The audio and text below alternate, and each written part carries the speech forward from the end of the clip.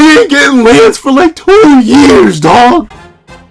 What's up, guys? Hello, Hunter here, and here we are to do a breakdown and review for chapter 158 of Four Knights of the Apocalypse, which is known as I Can't Drop the Attitude. And this chapter is very, very, very, very nice in a couple different ways. It's nice as a character chapter, it's nice as a plot progression chapter, it's nice as a confirmation chapter, and it's also nice for opening up a bunch of doors. Like a bunch of doors. Like so many doors that I'm actually kind of shocked that one chapter was able to do that. And I do think this is a really, really good chapter to have after I believe a 3-week break. I feel like I haven't talked about Four Knights in a minute on the channel. That's just because Nakaba hasn't been feeling well recently, so that's perfectly fine. It's Golden Week next week, so I do believe Four Knights is on break again, but Nakaba, take all the time you need, dog. And hey, like I always say, buddy, hire some assistants. You make enough money. Please, stop doing everything yourself if it's really that difficult. And it is that difficult because you're a mangaka and being a mangaka is hard. So either take all the rest you need or hire some assistants, dog. You can hire an intern or something. You only gotta pay them, gosh darn it. But let's not waste any more time and let's hop right into chapter 158. I Can't Drop the Attitude. Editing me. Are you ready? 3, 2, 1, go. What's up, guys? That guy with... Okay, let me not do that.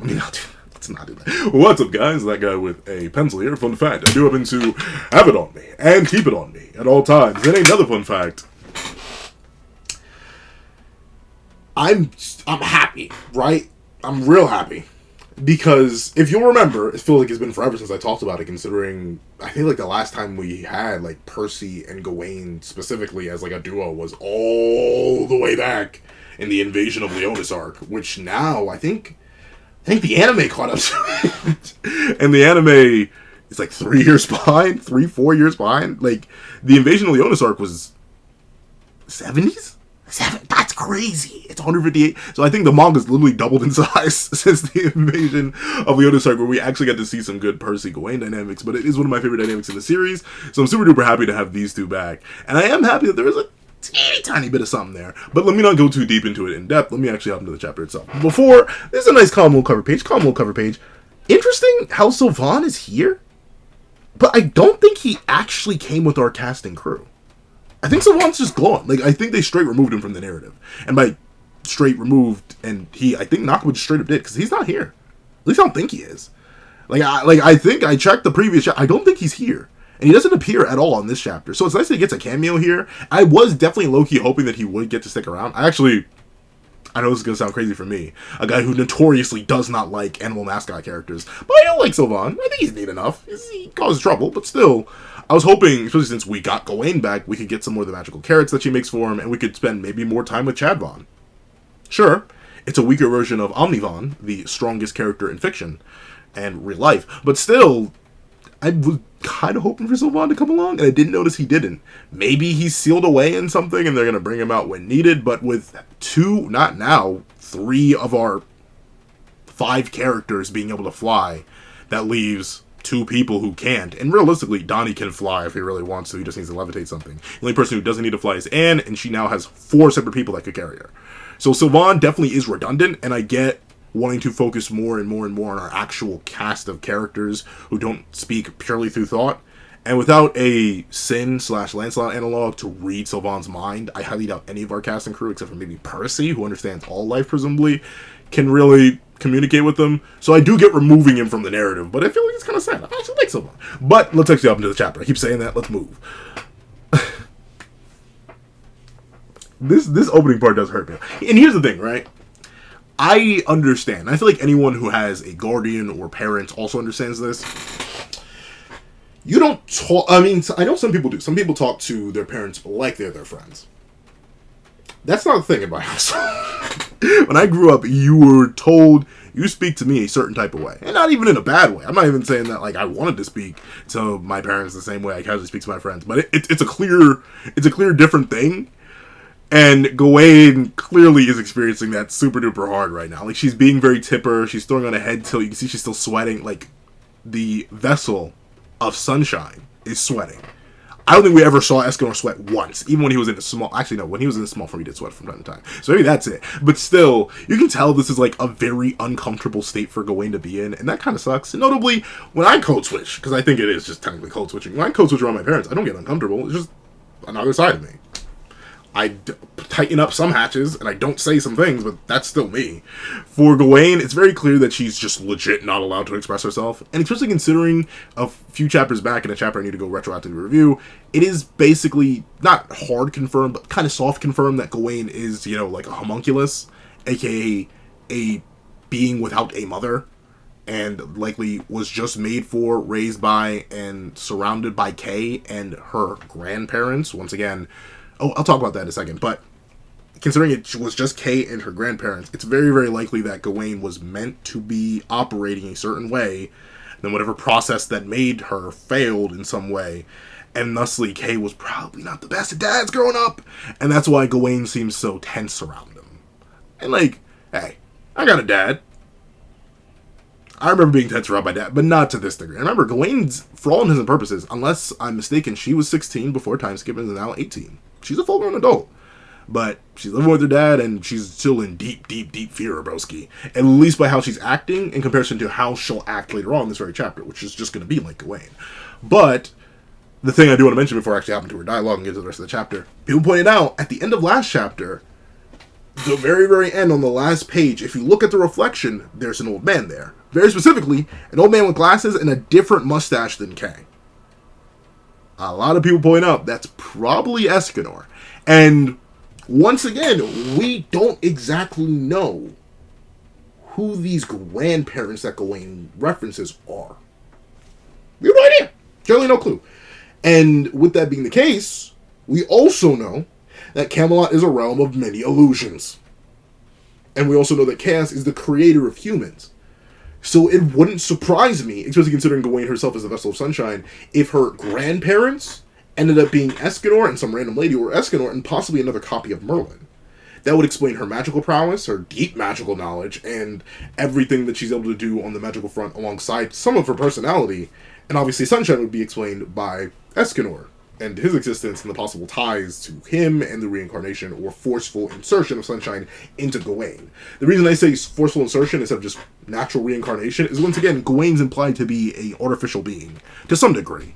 Obviously, she's still biologically human for the most part. She hasn't shown anything too strange, but still, I'm assuming that Sunshine didn't just naturally choose a homunculus. I call him homunculus, I call Gawain a homunculus mainly because of Full Metal Alchemist.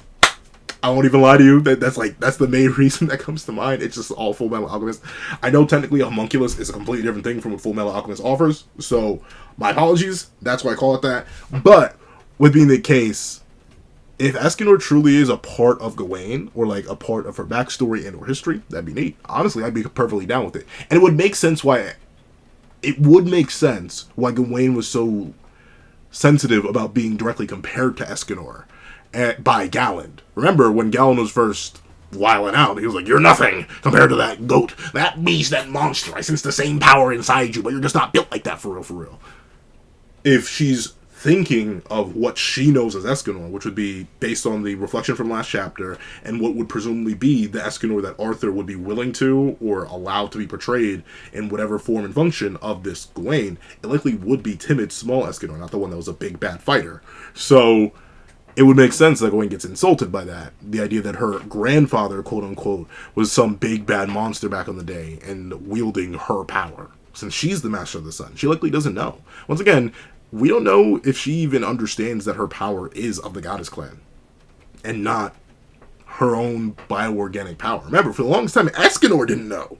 He was just born with sunshine. He was just built that way. And not in the same way that Gawain was probably built that way. So it's entirely likely that Gawain just doesn't know. And she felt insulted, which is nice. I don't know. Once again, the plot with a possible Escanor in the background. And hey, a Chaos Escanor, it would be twisted, it would be devious, it'd be diabolical as a person who read the original series. I feel like the twist wouldn't mean much I mean, maybe because Escanor's been established as a character in Four Knights as well through Gawain, but that was so long ago in manga terms, and even by the time the anime catches up to this point, and whatever Chaos Escanor reveal is, unless they do more foreshadowing talking about Escanor, I still feel like the reveal will fall flat unless you read Seven Deadly Sins. But most Four Knights readers have naturally read Seven Deadly Sins, though I've seen some. I've seen some on Reddit and just on other platforms where people didn't. They just saw Four Knights and was like, oh, that's neat, cool green-haired guy, and watch that. So if they aren't the majority, but a decent chunk of people did just read Four Knights. So I'm intrigued. But let me get into the dialogue. I'm 10 minutes deep and I haven't talked about the chapter too much. Let me see. Now, what do you need, Father? I know you're busy. You see what I mean? Like, I just genuinely feel bad. Like, I don't know. It feels wrong to me. Because I know your truth, Gawain. This isn't you. This isn't you. Not at all. But Kay, he does seem, once again, it's odd that he seems so relatively chill. And I do like the detail that you can see Percy's hair here. He's like hiding right behind Kay. Your friends have come to visit you. Should I have not let them in? and one thing I do like about Kay so far, he seems rather blasé about the whole situation. If this is an act, I wouldn't be shocked. He may be running to report to Arthur, running to report to his men or something. But still, he seems pretty relaxed, despite the people who've come to destroy Camelot being here and his own daughter being one of them.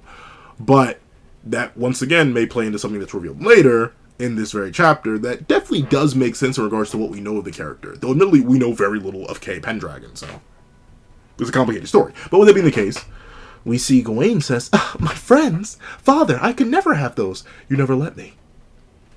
Never, ever, ever. I only had you and Grandpa and Grandma. What friends could I possibly have, Papa?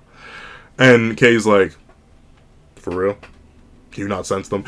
And Gawain, she goes quiet, and then the real Gawain sneaks out immediately, to the point where the bang literally goes over her eyeball. Not a bang. The single strand of hair gets like caught on her massive bulged eyeball, and she sees, hey, how you been doing, Gawain?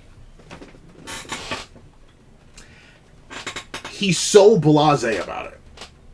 And once again, I guess one thing I didn't think about, I brought up the idea that Percy likely knows more than he lets on. Like, on an even drastic, larger scale, than he knows more than he lets on. Like, he may know everything. He may be a pseudo-omniscient being, for all we know, with his connection and control over all the life spirits that we've seen so far. Remember, he does seem to serve some sort of king life spirit role, based on the fact that he was able to calm the behemoth and tell it to go to bed, when the behemoth was powerful enough that Zaldrus was like, I don't really want to run a fade with that thing. So clearly he's of the upper echelon, but at the same time, I feel like Percy is so long-lived in a weird sense. Because sure, he's Percy, the life spirit, but the entity known as Percy, the life spirit, is super old. To the point where he'll mention later on in this chapter, oh, BT Dubs, I got some more of my memories back. I know how to use my powers better. Now that I'm no longer rusty. I spent some time as a life spirit, got my gains back out. So, Percy may be 18 years old, as in the body, but Percy, the life spirit, may be literally as old as time itself. Maybe as old as time immemorial, for all we know. That's the thing. He's a real ancient dude, as far as we know. So maybe, I bring all this up to say that 2 years may not be that long for him, and that's why he's so blasé about everything, because he's been around for who knows how long. Maybe he's been around for the entire 3,000 year time skip before that, since Chaos created the planet, who knows? But, with that being the case, maybe that's why he's so relaxed about it, and doesn't expect characters to be like, dude, you kind of doomed the entire planet by just dipping out on us. But, with that being the case, he hits the, hey, how you been doing, Gawain? And Gawain genuinely tweaks out. And it's like, what? Percival? It can't be you, can it? Well, who else could I be? Which is, it's a good point. How many other human characters have we seen with green, fluffy, flying, wind-like hair, and that specific cloak? It's not a wrong assumption to make. But with it being the case, Percy walks on in and is like, yeah, what's good? And Kay's like, the youth. Oh, sweet mother of mercy, the youth. That's fine. I'm sure you have much to talk about. Please, take all the time you need. And then Kay just wanders off. He does not appear for the rest of the chapter. Where he went, I don't know. Notably, the ship thing that they're on is massive. There's like a whole castle upon a castle inside this whole area. So maybe he just went down and was like, fine, I'll leave him. But Kay as a character, the reason I'm so confident he's going to end up playing some sort of role. Actually, I'll get to it before I get into it. We see that everyone watches Kay leave with the whole ellipses on him, like, yeah, buddy. Surely you're just gonna walk away and leave us be. But we see that Nassim straight up drops, I'm not sure about this. And Anne says, no, maybe we should go. I'm sure that man will report us shortly. And Gawain drops a car fact on us and says, oh, he won't. Trust me. And Anna's like, she does the whole, where is it? I don't have a thing I can do it with, but the John Cena meme. Are you sure about that? Or instead of, well, no, she does say, you're sure about that. And we see Gawain explain, I don't know why, but my father and uncle have completely cut off ties with each other. So, that lays an interesting groundwork. Now, if you've just read Four Knights, it wouldn't make any sense. But of the little backstory we had for Kay as an established character, it was revealed that he tried to kill Arthur. Like not no oopsie daisy, we were play fighting and my sword ended up down in his face or something like that, like what happened with Tristan and Lance, and Tristan lost control and tweaked out on Lance. No, like straight up homicide. on some Scar from Lion King type beat, on some Hamlet type beat. Like, he tried to get rid of him. And that's when Barcher came in and saved Arthur. And then Arthur pulled the sword from the stone, and bada bing, bada boom, he became king. Remember, Kay was the initial, as he mentions last chapter, he was the son of Uther Pendragon. Arthur is really the adopted one. He just came over and took over Camelot. Camelot was never necessarily Arthur's kingdom. He just took it by being able to draw Excalibur. Bada bing, bada boom. But with that being the case, Kay had long-held resentment for Arthur. So, him only cutting himself off from Arthur makes sense, but I think Gawain made a mistake in saying, my father and uncle completely cut off ties with each other. They may not be on speaking terms, but Gawain, you're still one of the four knights. And Arthur just recently got info that the big bad green man himself is still around. Around and dangerous. So, I refuse to believe that Arthur don't got something watching this entire area. Just 24/7, just consistently watching it. Because, why not? What if Gawain tries to escape? What if Gawain tries to do anything? That's the thing. I feel like they're under some sort of surveillance. I don't fully trust this idea that, oh yeah, don't worry, they cut off ties with each other. I can believe Kay cut off ties with Arthur and wants nothing to do with him, considering he stole the throne from him. But I would be genuinely shocked and bamboozled if, big if, Arthur has no intentions of watching Kay and his family. None at all. If he really just went pure radio silent and decided to never engage with them again. I don't buy it.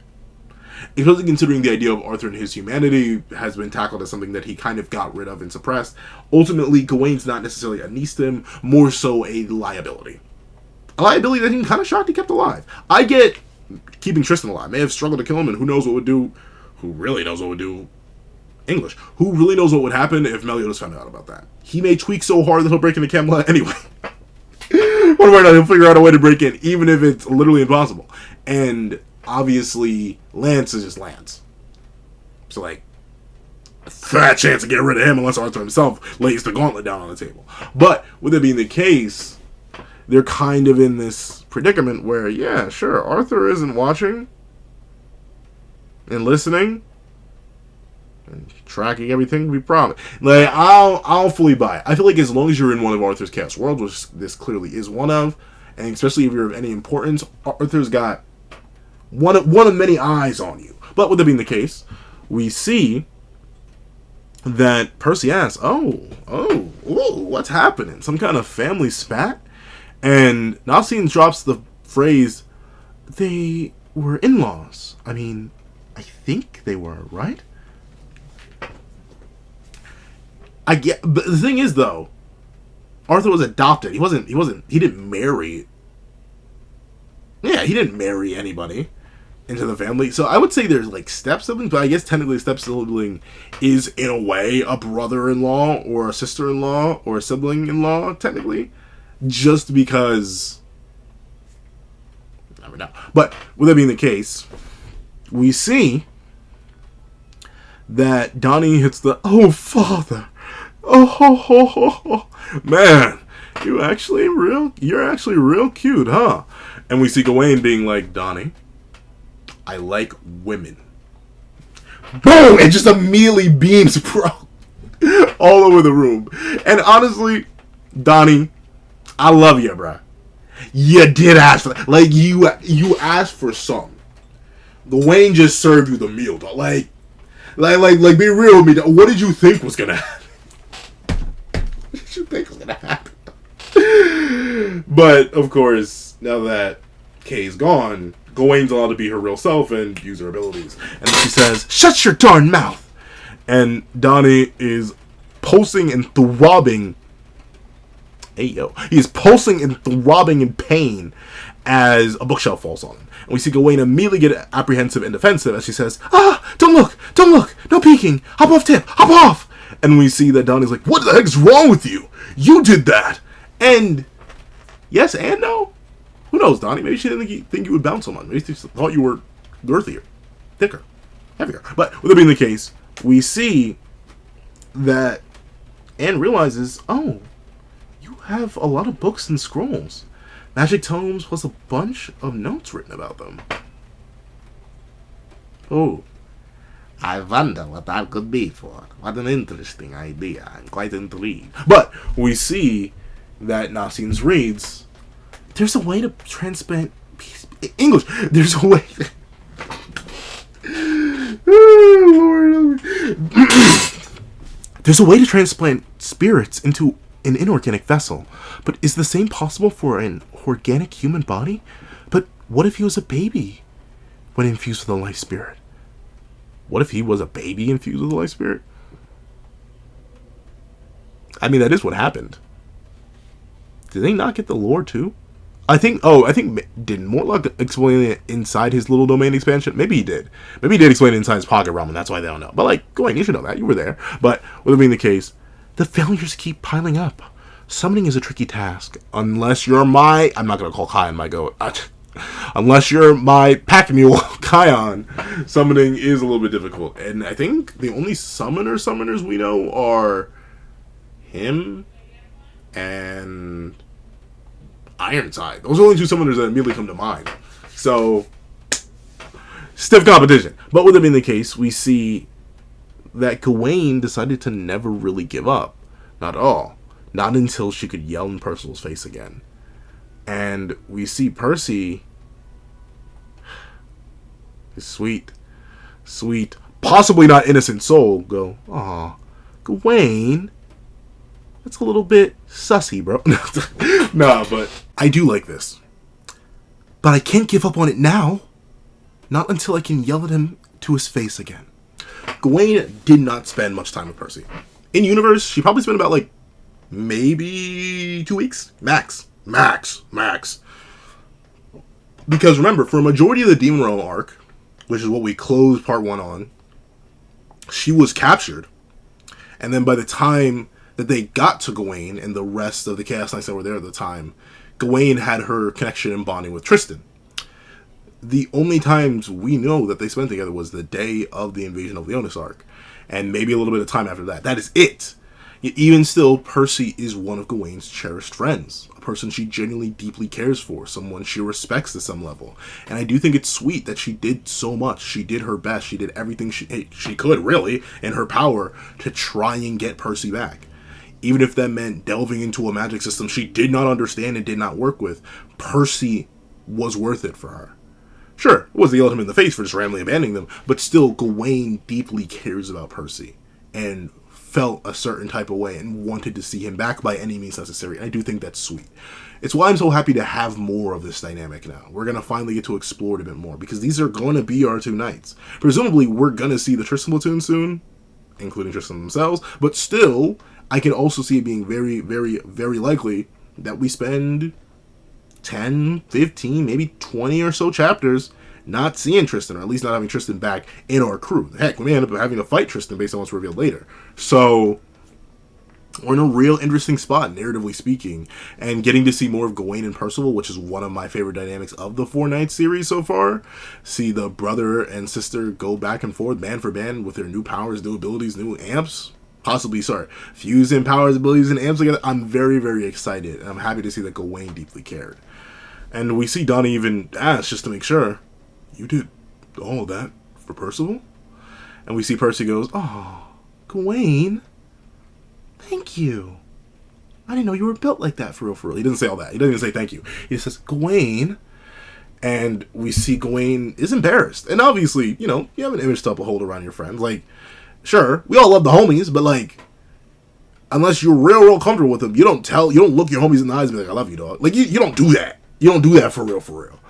And admittedly, you know, my homies, we try to get more comfortable. We're trying to be like, I love you, dog. But it's still a little bit weird. This is how society raised us. And Gawain is still likely experiencing her first ever friend group ever.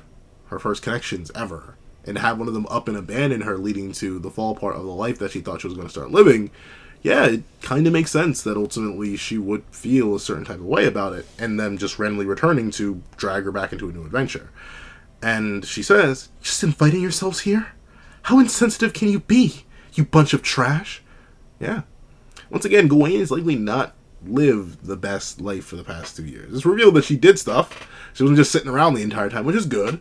But even still, it probably wasn't the best of times. Going from a group of people who accepted her for who she was and cared for her as a human being, to the point where they were willing to sacrifice themselves for her, as we saw at the end of the Demon World arc, to a father who scares her enough that she cannot act like her real self. Big difference. But with it being the case, we see that it isn't just Gawain who feels a certain type of way about Percy just disappearing and reappearing. It's also Anne doubling down the idea that, I hear you there, which is good. Once again, I'm fine with a majority of the cast and crew being mostly okay with Percy's return, as long as there are little moments like this. Little moments like Anne, someone who's already accepted that Percy's back, still feeling a bit of vitriol towards him. Someone like Gawain feeling a bit of vitriol towards him. Heck, I'm especially excited to see how a certain Twilight Prince is feeling about Percival, since he did just flat out abandon them. That's a whole thing. He just straight up left. Sure, it was for the greater good, but he dipped. So I'm very, very, very intrigued to see how Tristan's going to respond to seeing Percy after 2 years, especially considering where it's revealed that he ended up being trapped in, and what he and his friends are likely going through right now. All because Percy said, and then gave Camelot a whole much, well, not even going to say a whole lot more, but way more nerve and way more gall in terms of its invasion of Leonis, taking all those different pieces, like, not invasion of Leonis, invasion of Britannia, and attacking and moving in a certain way that they did. Technically, none of that would have happened if Percy had just stuck around. But with it being the case, we see that Percy, once again, doesn't apologize, at least not here, and doesn't necessarily care too much. He's like, hey, we're going on another adventure to save Britannia. Want to come along? And Gawain is like, come on. Like, I can trust a man who might just up and disappear again. And hey, that's a good point. Once again, they didn't know. Percy didn't consult them. He was fine one moment, then he collapsed the next and was unresponsive. They don't know why he left. Sure, it may have been to protect them, and they may have been able to infer that, but he didn't tell them that. He didn't give them a choice in the matter. So I can understand Gawain being quite paranoid about just suddenly trusting him again. And because, yeah, he did a real bad thing. Just suddenly abandoning everyone to protect them without asking them if that's how they want to be protected. Yeah, it's pretty rough to do. And we see Percy says, but I won't, okay? I won't vanish on you again. I promise. That sounds like the most heavy-handed foreshadowing ever. Something's going to cause Percy to disappear again. I'm not sure if it's going to be Ironside dispelling the summoning spell that binds him to the Lost Prince's body. I'm not sure if it's going to be Percy willingly leaving again. Something's going to happen where Percy's soul is going to get kicked. I feel like it's going to be very, very similar to, maybe not exactly similar, but it's probably going to be very similar to Meliodas. Remember, Meliodas technically dies, quote-unquote, twice in the main run of the original series. He dies the first time against the Commandments, but then he gets sealed away in Melaskia's Dark Ball, and then his emotions just get sucked away to Purgatory, aka his soul gets sucked away to Purgatory, aka the husk of Meliodas is left behind. I could see something similar happening to Percival, where his body may still be left, and who knows, maybe the person that was supposed to be Percival will actually exist. But still, I can smell something's going to happen to Percy. This promise sounds nice, but I know you, Nakaba. I can't trust you, Nakaba. Can't trust you as far as I can throw you. But still, I know you, Mr. Suzuki. However, we see that Gawain is like, I don't need any half-hearted promises.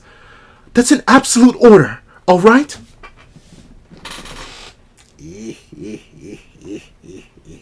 Yeah, I do like the reference. I think it's a quick. Well, once again, maybe it isn't, because absolute order is just like, you know, a combination of phrase that does.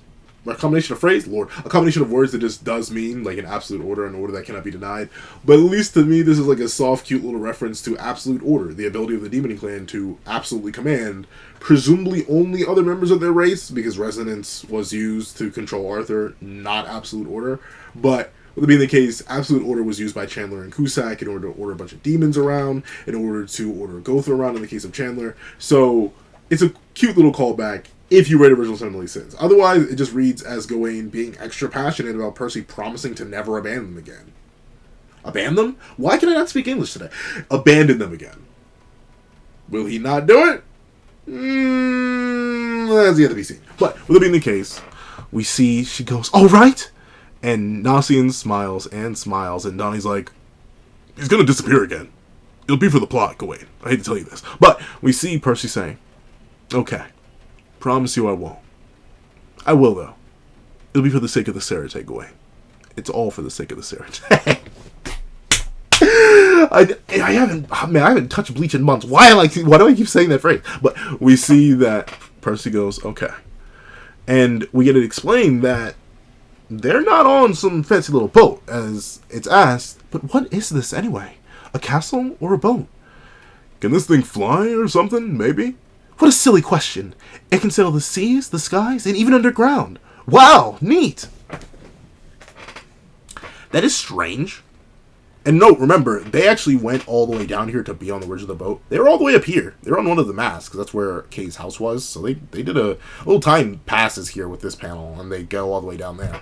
But the thing that caught my attention is underground. How? Does it just, like, separate Earth as it moves? I don't know. It seems strange. I get sky and seas. It's literally a flying boat. So, like, yeah, sky and sea makes sense. But underground, that's the part that's a little, huh? like I'm trying to wrap my brain around the logic of that even making sense. Like, how? How does it go underground? But we see that Percy's enjoying the winds and says, whew, this feels so great. The winds on my human skin. I felt it so much in my Jigglypuff form that I forget what it feels to be human. But we see that Percival gets called to, hey, Percival! And Percy turns and is like, hey, yo, what's Gucci geeking? And he almost gets cooked by a passionate son. A pretty sizable one, too. Not the biggest, but still relatively big. I'd say about the same size as what was used on the Testament Beast. And Percy does casually weave out the way. He completely dodges the passionate son. And notably, the passionate son doesn't actually damage the guardrail at all. So it's a controlled passionate son. But note how it's fired by a miniature Gawain. She hasn't bulked up or anything. She's just using passionate son in base. And we see that Nasian is like, are you mad, Gawain? Don't attack my man. And then Anne's like, he's not your man, he's mine. I'm kidding. But then Donnie gets blown away. In fact, you can even see the funny little detail of Donnie running away from the passionate son as it gets fired. But we see that Anne demands, stop this, you two. As if Percy's done anything other than dodge. And we see Gawain say, Aguriba, Aguriba, Aguriba. And proceeds to summon Spiral Hail, which is a different type of attack, presumably just a bunch of massive ice blocks. And Percy's like, Gawain, who do you think I am? And proceeds to casually slice and dice through them all, reducing them down to nothing but sparkles, using a blade forged of hope energy. Now, this does remind me, we don't have Percy with the weapon yet. We also don't know if any of them other than Lance ever got sacred treasures or even found Dabuzu. Mel doesn't mention it, even though he said he was going to be the one looking for it. Lance got White Deer 2 years ago, but still, we don't know if he's been using it or anything. We don't know where Lance is. And also, Percy himself is now just swordless. Presumably, Dragon handles with Tristan, because Mel doesn't seem to have it, or mention having it. And with that being the case, I wonder if he's going to get the Percival sword back and have Dragon handle, or if Dragon handle is already confiscated, and they're just waiting to use it on Meliodas for some reason, or something. I feel like there's got to be some reason that Percy's still swordless, because if they went to Leonis, if they wanted to give Percy just a fake stand-in sword, they could have, but he's very specifically weaponless right now. He's solely relying on the hope constructs that he makes in order to defend himself here, which is intriguing. But we see that Gawain casts another spell and uses teleport. Once again, I think Gawain's biggest improvement that we're going to see over this arc is going to be her cutting down casting time. Because remember, Merlin could just teleport by... Like, she was just quick with it, speedy with it. Cusack, when he had to use magical abilities, didn't chant. Chandler realistically didn't chant either. So I think her progression as a magician is going to be figuring out how to cast magic without extensive chanting. Because, yeah, teleporting is a real nice, fast move, but you have to say a, what? 1, 2, 3, 4, 5, a 5-line or 5-word phrase in order to do so is probably not the most effective ability. However, we see that Gawain does teleport behind Percy, get ready to hit him with the mix-up. Once again, it's a high-low, but she decides to go all in and hit him with the mid as she bulks up into her beefy state. Bigger than we've ever seen her. She's even bigger than she was on that one volume cover. Notably, Gawain was drawn extra husky on her volume cover back when she was first introduced. I think it's volume 8? 9? I forget which volume cover it is. But she was drawn like extra beefy there, even in comparison to the main series. But now it seems that age has affected her gargantuan state even more, to now she's extra big. To the point where Nakaba had to throw in a boing effect.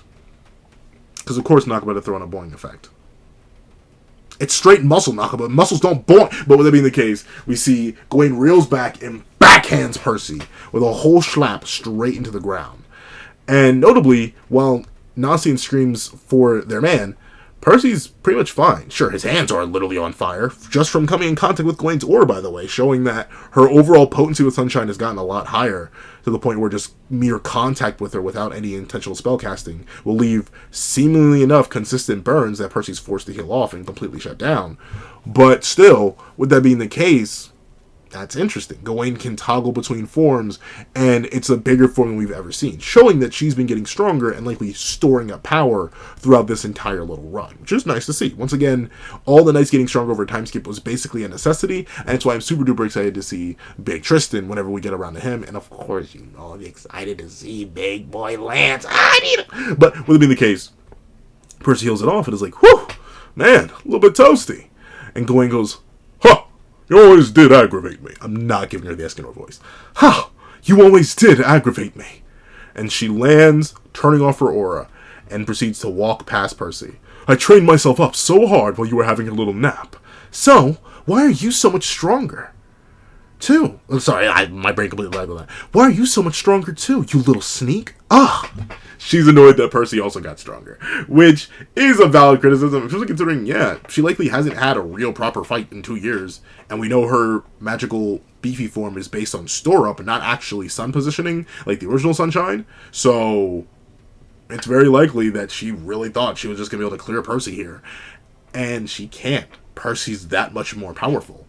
And we see Percy reveal, hey, but that wasn't your full effort, was it, Gawain? And Gawain reveals, heck no, I didn't even exercise 10%. Now, this is Gawain, so I'm going to take it with a grain of salt that she says she didn't even use 10% of her power.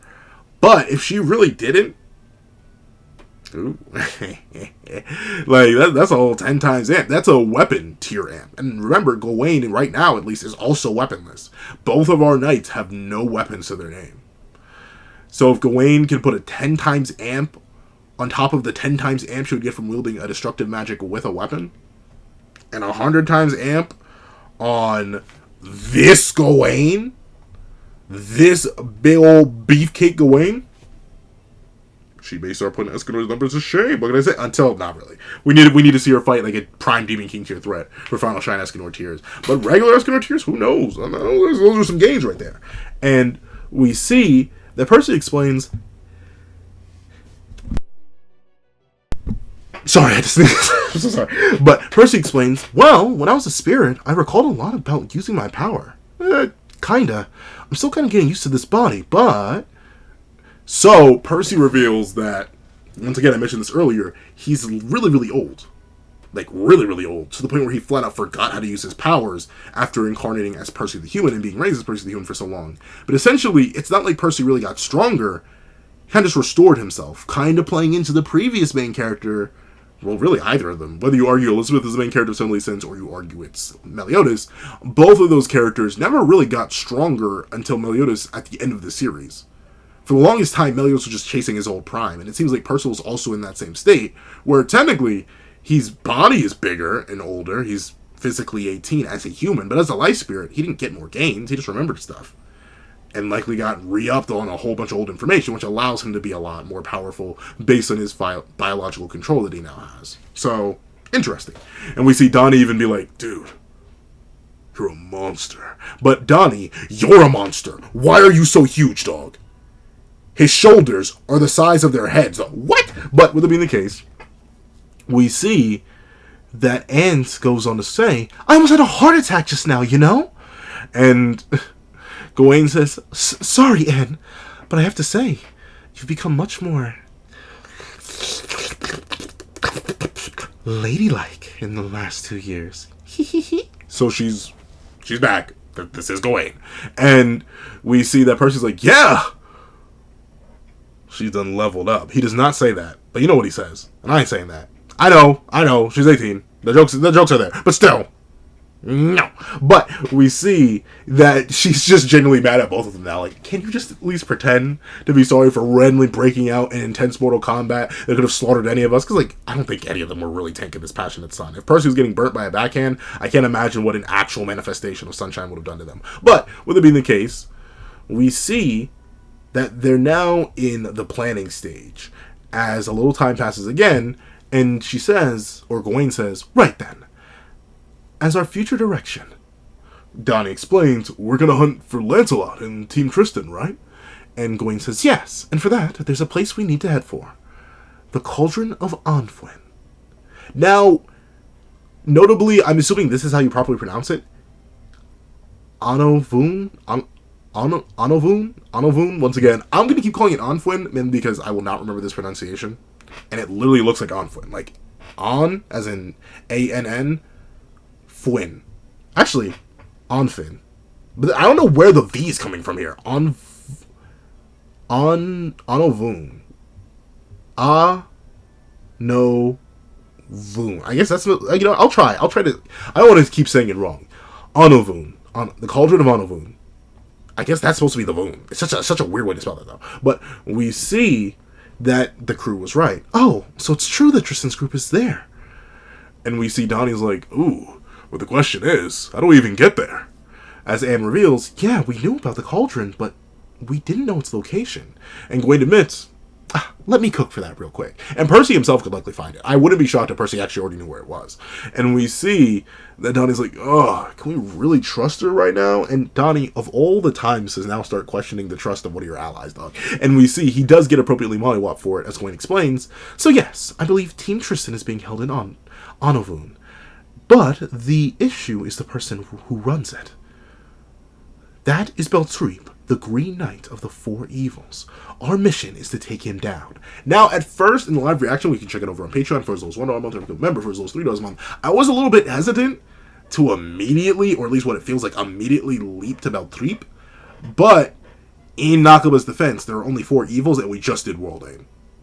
Like, we got a tease of Beltrep and his power, but we didn't really get to see a full proper fight with him. And obviously, Pelgard and Ironside are 2 later game antagonists. And once again, it's not necessarily necessary for Beltrep to lose here. Or to die here, I suppose. Especially in the land of Camelot itself. I wouldn't be shocked, even if he did die, he could just get rezzed. Like how Worldane basically died, but still got rezzed. So, Beltrep being used here, it makes sense. Because you gotta save Pelgard and Ironside. Especially Pelgard, and especially Ironside. I already separated them, why did I say especially for... But... I'd say mostly, especially Pelgard, because he's going to be a code switch for our cast and crew who just thought they could trust him, and now he's going to not even recognize them. But still, I'm intrigued. We're going to get to Beltrep so soon. I hope we get to see him cook. I'm interested, because he's the one who runs it. And now their mission is to flat out take him out and get Tristan and crew out. And we see everyone, even Percy's a little bit concerned with this. Beltrep?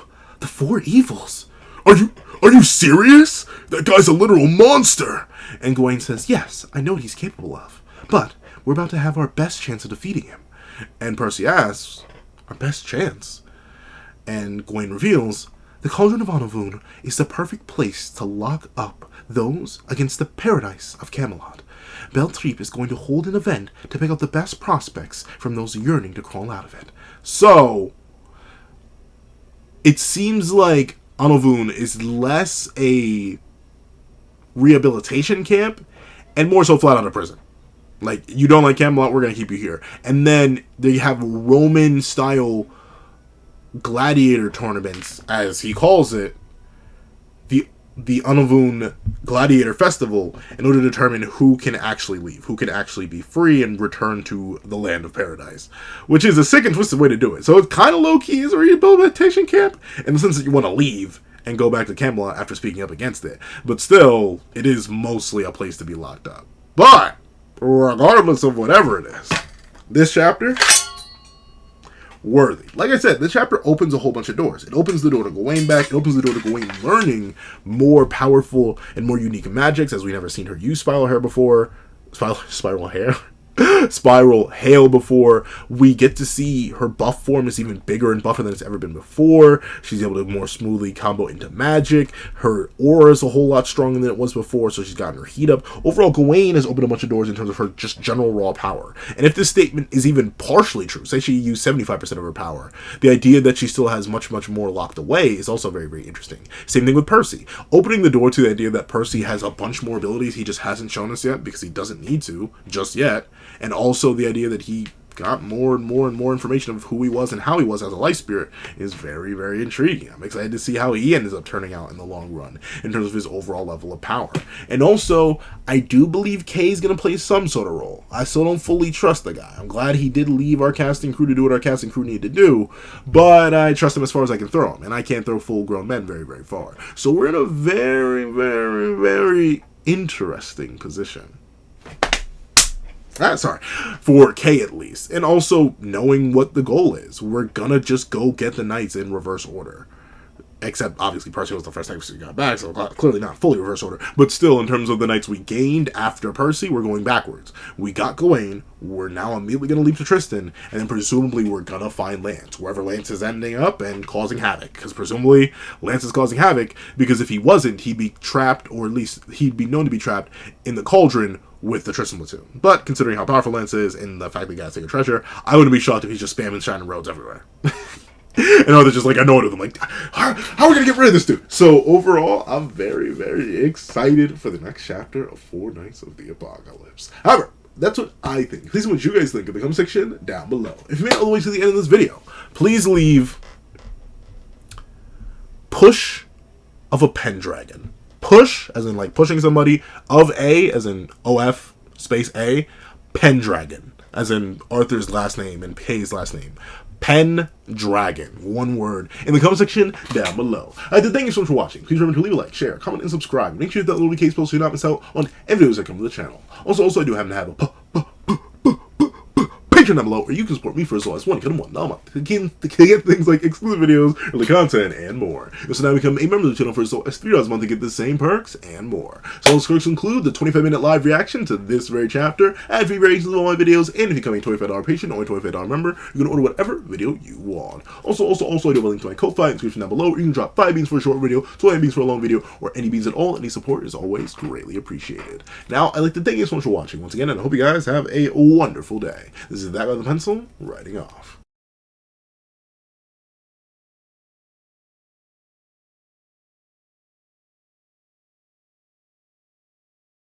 I'd like to even thank you to our $3 members, Zena, Greyhound, Astro, Eternal Flame, NMA, Real Rare, G Prosper, Red Wolf 4765, and Paris Arnold.